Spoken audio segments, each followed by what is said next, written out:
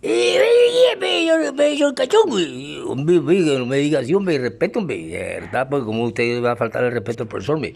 Cachón es el toro, hombre, que es hasta cementero, y, y porque tiene una esposa que es la vaca.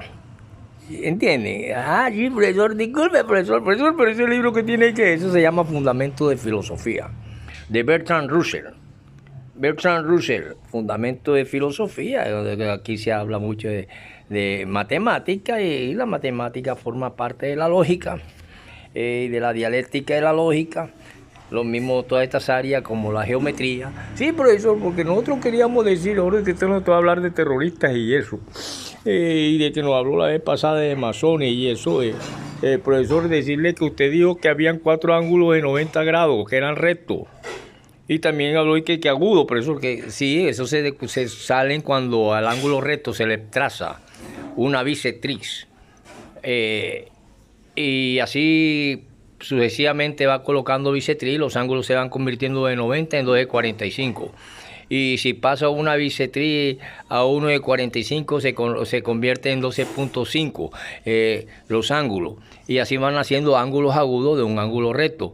Y la circunferencia tiene 4 ángulos rectos y eso permite que nazca al unirse los puntos una circular, un círculo de 360 grados que viene teniendo un diámetro de 3,1416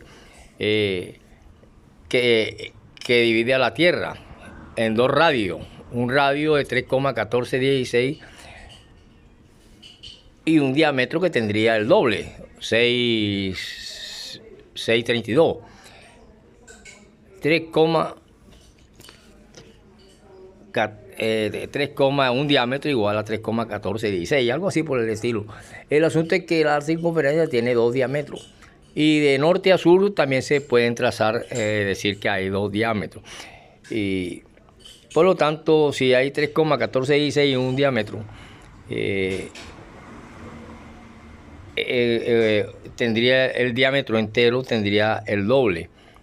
Porque de un punto a un extremo daría un 3,1416 que le llaman, creo que radio. Los dos darían el doble, que es un diámetro. Y así se van dividiendo en ángulos rectos cada vez que usted traza una bisectriz desde el punto central de ese radio y de esos diámetros van haciendo varios ángulos rectos. Y esas son bases fundamentales de algo cuando le hablé de logia secreta, que se encuentra una gran mesa y en la mesa están todos. Antes no se permitían ateos, ya se permiten, y no se permitían negros, ya se permiten en las famosas logias secretas, donde está el libro de Alá, está el libro de los judíos, están todos, y está sobre todo está también alguien que representa el pensamiento social de un hombre humilde que se revela en una antigüedad y que está representado por Roma y le llaman logia blanca. Las logias son como las cuevitas donde se meten las avispas. Ya, entonces forman algo dentro de las cuestiones geométricas y universales de lo que llaman el capital masón o algo así por el estilo. Pero yo quiero quedarme en esta cuestión de la lógica y ver los fundamentos de la filosofía, después de haberle explicado esto, de que el círculo circunferencial de la Tierra tiene 4 ángulos rectos, 9 por 4, 36, que quiere decir 360 grados, y tiene un diámetro que va determinando los hemisferios y trópicos de norte a sur y de este a oeste. Por lo tanto, esto lo digo porque nos vamos a meter a analizar verdaderamente lo que es la dialéctica de la lógica. Y para esto es necesario que traigamos a relación algunos personajes que han tratado de decir que son el diablo, que son terroristas y tal, pero lo hace la clase que está en el poder y que dirige en ese famoso capital mundial, que en última clase es un monstruo que ha creado las guerras mundiales que han visto desde la primera y actualmente se ha descubierto que está un poco tambaleándose en esta Tercera Guerra Mundial, y ese monstruo se cae solo si se le corta la cabeza. Al monstruo, para destruirlo, hay que cortarle la cabeza, que el cuerpo se cae solo. Sí, profesor, de eso es lo que usted nos iba a hablar. Yo quiero decirles esto porque si vamos a hablar de la dialéctica, tenemos que mencionar a un gran socialista comenzado en el siglo. Vamos a desvirtuarlo, esta cuestión que se conoce como religiosidad, pero que hay una representación en esa gran mesa, donde está la Biblia, donde está el Corán, donde están los masones, donde está todo el mundo, menos los ateos, ni los negros, en una época. Y que esa cuestión crearon el Ku Klux Klan en un momento dado, porque no se gustaba de negro. Pero hoy en día ya hay permitimiento en estas cuestiones del ateo y del negro. Y para eso tendríamos que ver de que la palabra terrorista se la dijo un hombre de Cuba a Estados Unidos llamado Fidel Castro Ruiz, después de la caída de Batista, cuando este país, que en cierta forma apoyó bastante a esta cuestión de la caída de esta dictadura, pero cuando vio ya que este revolucionario llamado Fidel Castro empezaron a hacerle la guerra, y llega un momento en que ellos empiezan bloqueo y nacen todo, y entonces Castro le llamó terrorista de Estado. Se escuchó esa palabra en boca de Fidel Castro. Y para decir esas palabras hay que tener mucho conocimiento. El ateo es una persona que tiene un conocimiento vasto y muchas veces prefiere desprenderse de todas estas cuestiones de beatitudes y santismo e hipocresías y todas esas cuestiones, porque todos en cierta forma, después de asesinar a un pueblo y masacrar a un pueblo entero, se persignan. Incluso hubieron papas que bendijeron muchas armas, las armas de Hitler. Actualmente muchos de las clases dominantes aplauden a Netanyahu, y otros le dicen terroristas a los otros. Y hay terrorismo de Estado cuando un gobierno aplica el terrorismo en un país, como sucedió aquí cuando se utiliza la bota militar y otro ejército adyacente, que dejan una estela de muerte tan grande como si fuera una guerra civil, y que fue el famoso partido que dejó la presidencia hace poco. Sí, profesor, pero díganos entonces eso de la lógica, porque ¿qué viene siendo eso de la lógica? Bueno, yo aquí tengo que mencionar a personas como Lenin. Para hablar de lógica tendríamos que analizar muchas tesis. Entre esas tesis hay muchas monografías y una gran monografía de autores grandiosos que nos hablan de la lógica, como es el caso de Konnigsen. Y Konnigsen habla sobre la tesis de Vladimir Lenin sobre la coincidencia de la dialéctica, la lógica y la teoría del conocimiento, y analiza el contenido típico.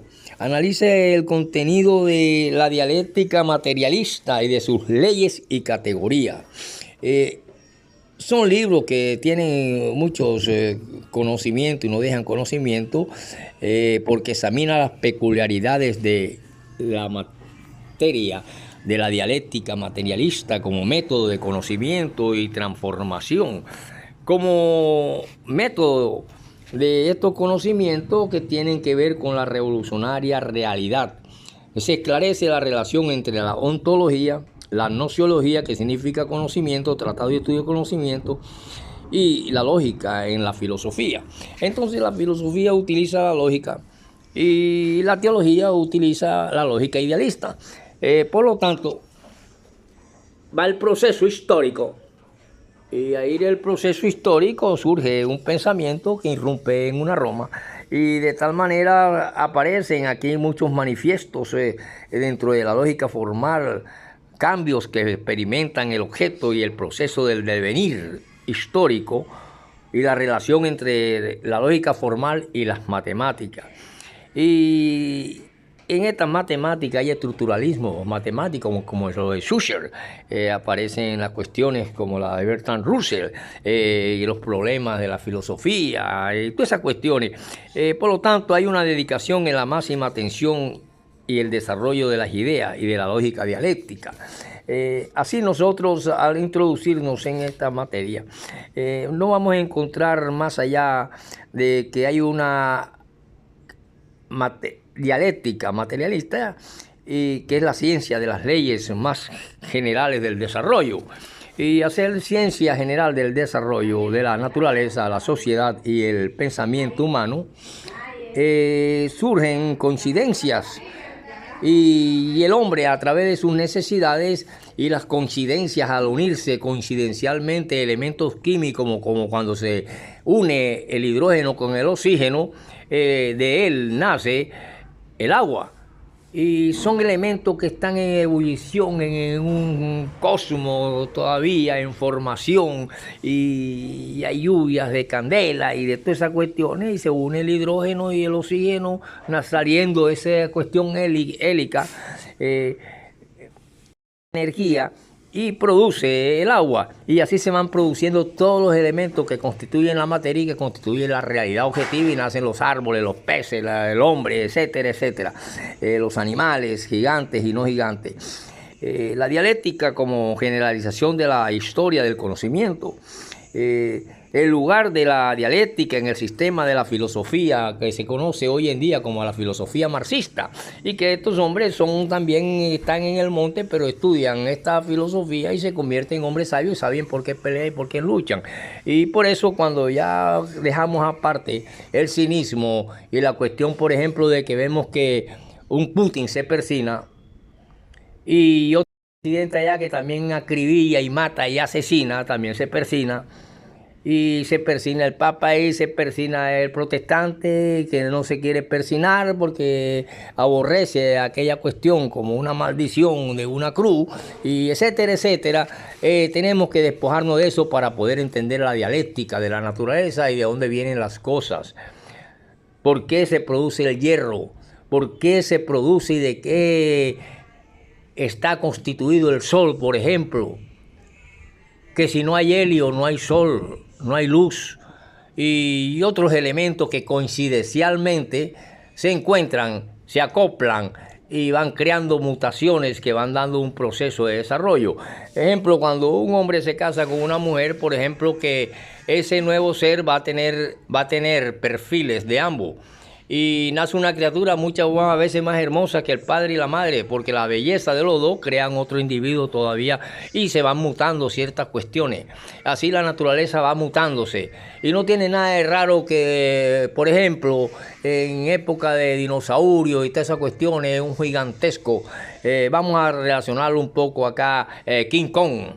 Ve una King Kona, pero de un color amarillento o de un color más diferente, candela o algo así, un color distinto al King Kong negro, y produce un ser distinto. Se mutó un poco el color negro y nació algo de esa dialéctica, de esa coincidencia real de haberse encontrado dos elementos seminales y ováricos, un nuevo ser. Y así nace el proceso evolutivo hasta que llega la era cuaternaria y aparecemos nosotros ya como somos más o menos. Y que eso fue el otro día. La era cuaternaria, la última que ha tenido la humanidad, después de pasar los glaciales y toda esa vaina. Por lo tanto, cuando nosotros vemos el término de rasgo de la dialéctica, estamos empleando un solo sentido. En el sentido científico del materialismo dialéctico podríamos prescindir, naturalmente hablando, del concepto de rasgo de la dialéctica.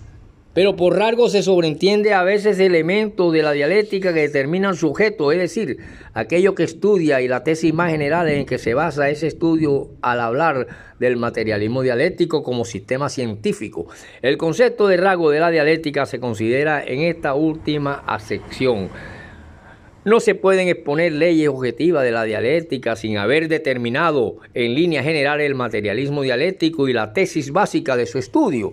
Por eso es que llega un momento histórico en que algunos hombres, por ejemplo, Simón Bolívar bailaba con princesa y y andaba en la corte y era admirado en España. Y de un momento dado su clase social se ve obligada dentro de un feudalismo en que nace este hombre y que vive toda una vida sistemática feudal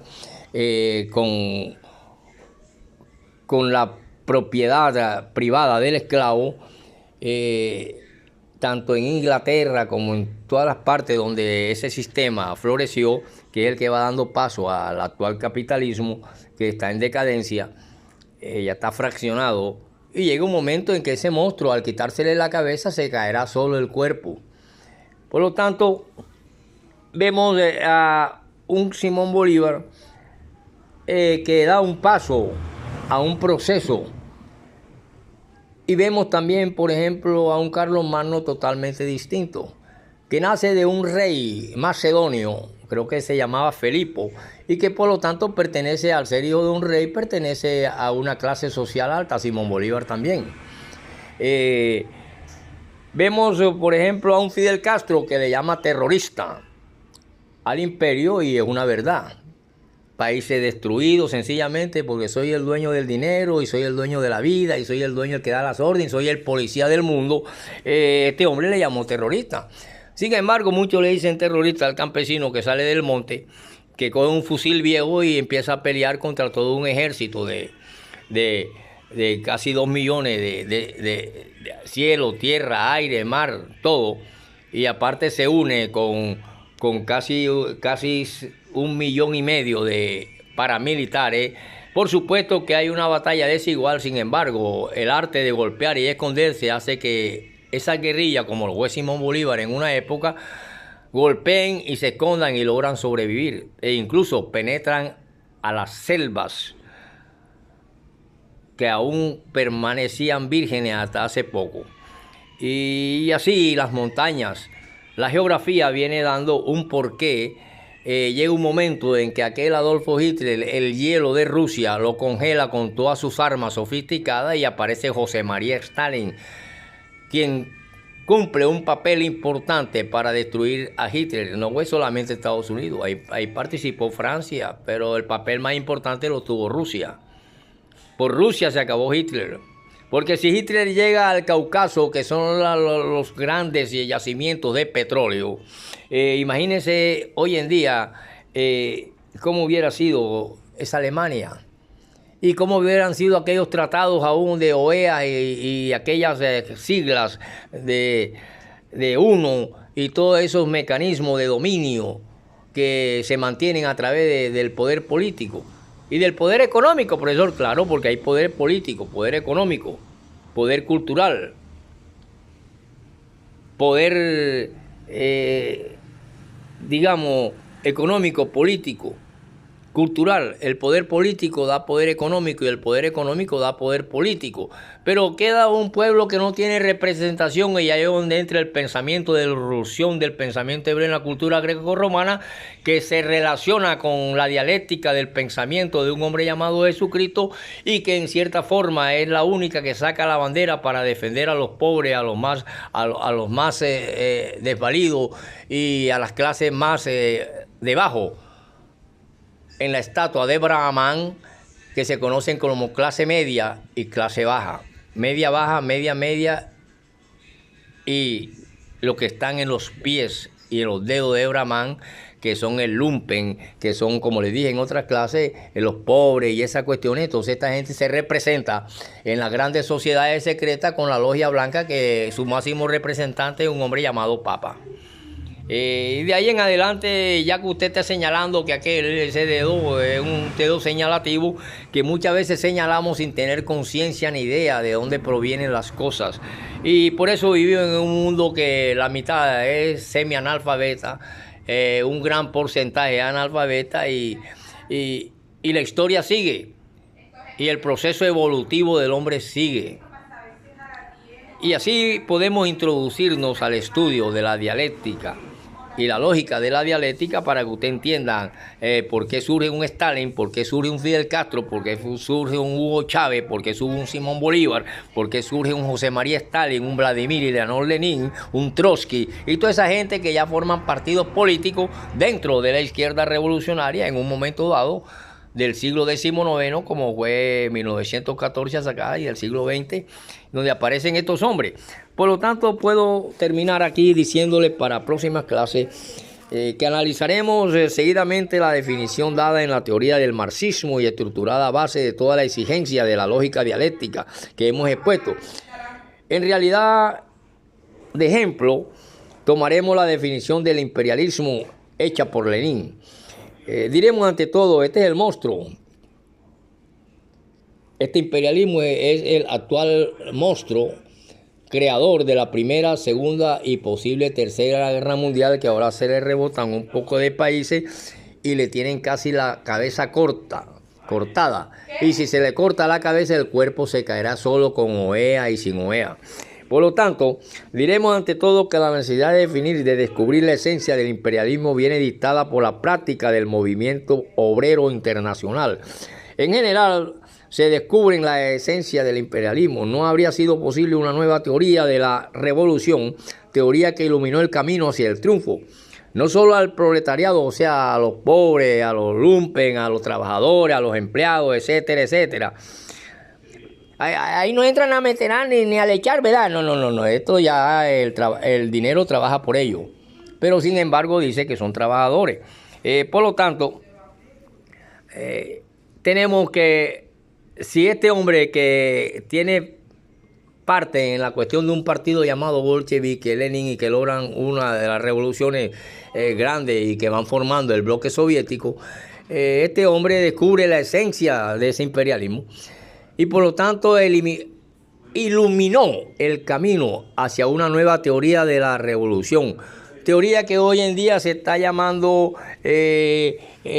Partido Comunista Chino, que ya es un gran imperio donde se unen mixtamente los capitales decadentes y el pensamiento de un hombre antiguo llamado Mao Zedong, y que actualmente es una de las potencias y una de las inteligencias más grandes que ha tenido la Tierra, como es el pueblo chino, que al unirse con los eslavos rusos que provienen de aquel famoso Jafet que desciende del arca, según aceptando esta teoría, están creando la puñalada certera al corazón de lo que conocemos como imperio y que Fidel Castro llamó terroristas de Estado. Nos vemos en la próxima y continuamos en la próxima clase.